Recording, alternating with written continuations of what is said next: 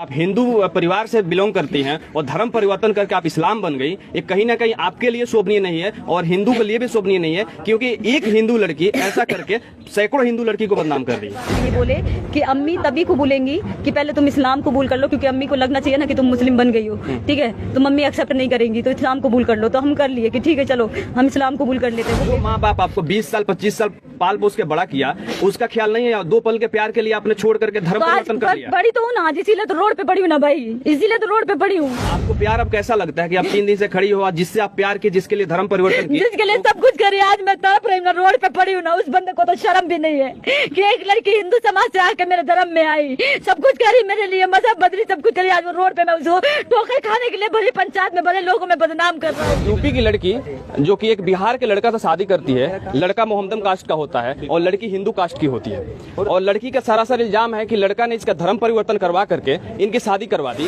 आप ही बताइए ना मैं किधर जाऊंगी, मैं तो अपना धर्म भी छोड़ी, माँ बाप से लड़ लड़ा के इसके साथ गई, ठीक है। अपना धर्म, जात, परिवार सब कुछ इसके चक्कर में सब बर्बाद कर दी पूरी जिंदगी। हम दोनों एक दूसरे को बचपन से जानते हैं, एक ही स्कूल में पढ़ते थे, एक ही ट्यूशन में पढ़ते थे, ठीक है।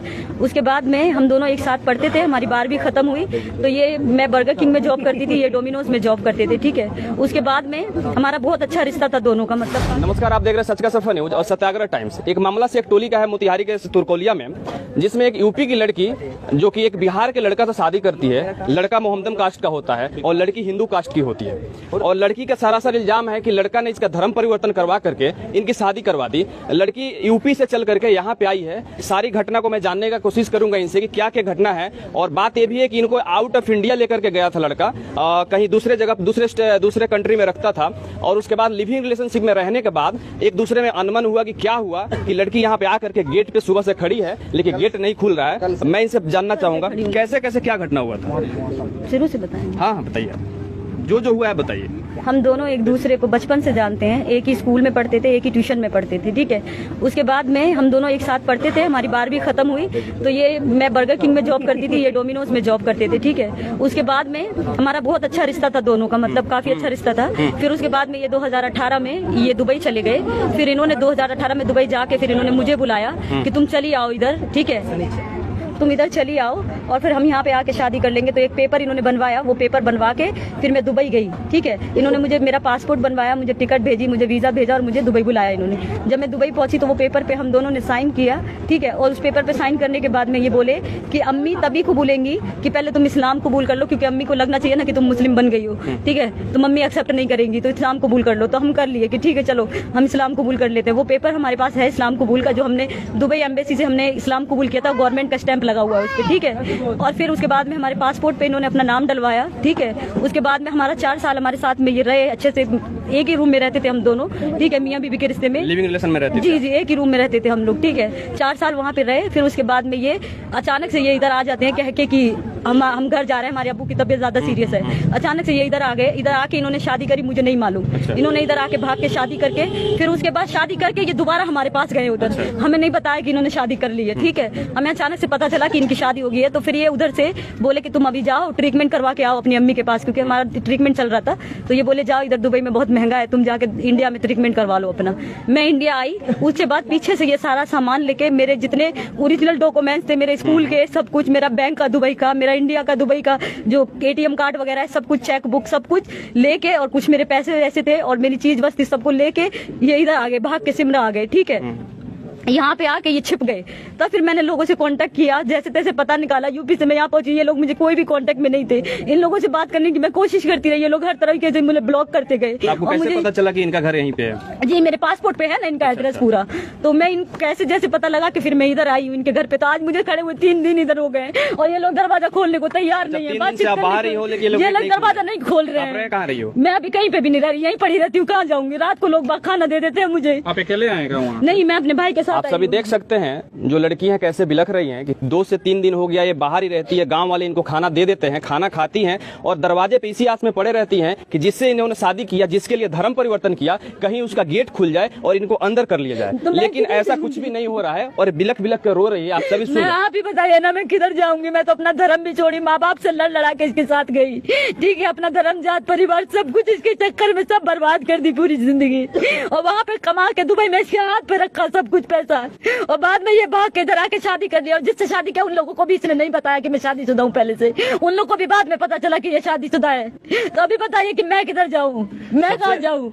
आपका ठीक है, आपका कहना से, लेकिन आपकी सबसे बड़ी गलती है कि आप हिंदू परिवार से बिलोंग करती हैं और धर्म परिवर्तन करके आप इस्लाम बन गई। ये कहीं ना कहीं आपके लिए शोभनीय नहीं है और हिंदू के लिए भी शोभनीय नहीं है, क्योंकि एक हिंदू लड़की ऐसा करके सैकड़ों हिंदू लड़की को बदनाम कर रही है। इस पे क्या कहेंगे?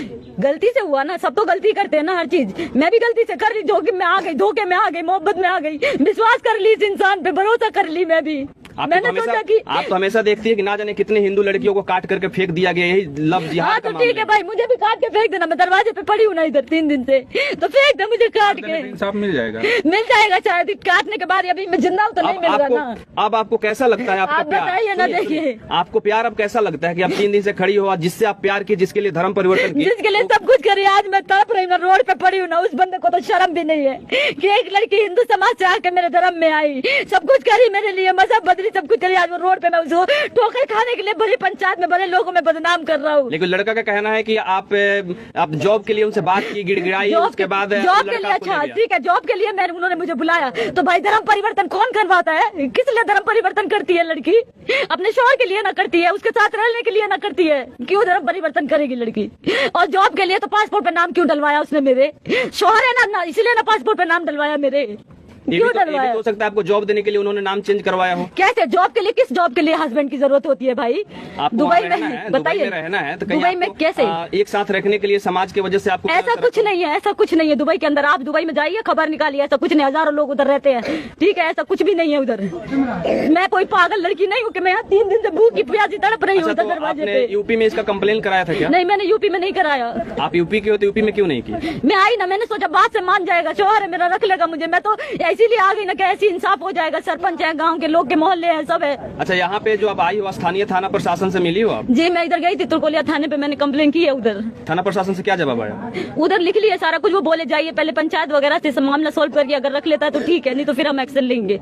पर अभी तक मुझे कोई इंसाफ नहीं मिला, कहीं से भी नहीं मिला, मुझे कुछ भी नहीं मिला है। 3 दिन से मैं ऐसे ही पड़ी हुई इधर। कहीं ना कहीं आप लोग इस प्यार की वजह से समाज बदनाम होता है, समाज के ना जाने कितनी लड़की और कितने लड़के बदनाम होते हैं, समाज पे इसका गलत असर पड़ता है। आप लोगों ने ठीक है ना भाई, तो मैं गलती की ना, तो मैं अकेली तो नहीं की ना, बराबर के ना हिस्से हैं दोनों, मैं वही बराबर के ना। नहीं सोचा, जो माँ बाप आपको 20 साल 25 साल पाल पोस के बड़ा किया, उसका ख्याल नहीं है, 2 पल के प्यार के लिए आपने छोड़ करके धर्म परिवर्तन कर लिया। बड़ी तो हूँ ना आज, इसीलिए तो रोड पे पड़ी हूँ ना भाई, इसीलिए तो रोड पे पड़ी हूँ, इसी चीज के लिए तो मैं रोड पे पड़ी हूँ ना आज। जितनी लड़कियां धर्म परिवर्तन करती हैं या किसी भी लड़का से प्यार करती है, उनके लिए सबसे बड़ी सबक है कि आप लोग अपने मम्मी पापा का बात मानो, और समाज में रहना है तो गौरवान्वित होकर रहो, नहीं तो 3 दिन गेट पे पड़ी मत रहो। 3 दिन से गेट पे पड़ी हो, ऐसे रहना है। तो सीख आप सब लड़कियों के लिए है कि ना जाने कितनी लड़कियां भी काट करके फेंक दी जाती है, कितनी लड़कियों को फ्रीज में बंद करके ना जाने कितना दिन रख दिया जाता है। हाल ही में एक श्रद्धा का भी कांड हुआ था, और ये हालांकि तो जांच का विषय है, पुलिस प्रशासन इसकी जांच करेगी क्या सत्यता है क्या नहीं है। और भी आप एक बात और बताइए, जब लड़का है जो यहाँ पे आए, उसके बाद से आपकी कांटेक्ट में कभी बात नहीं हुई?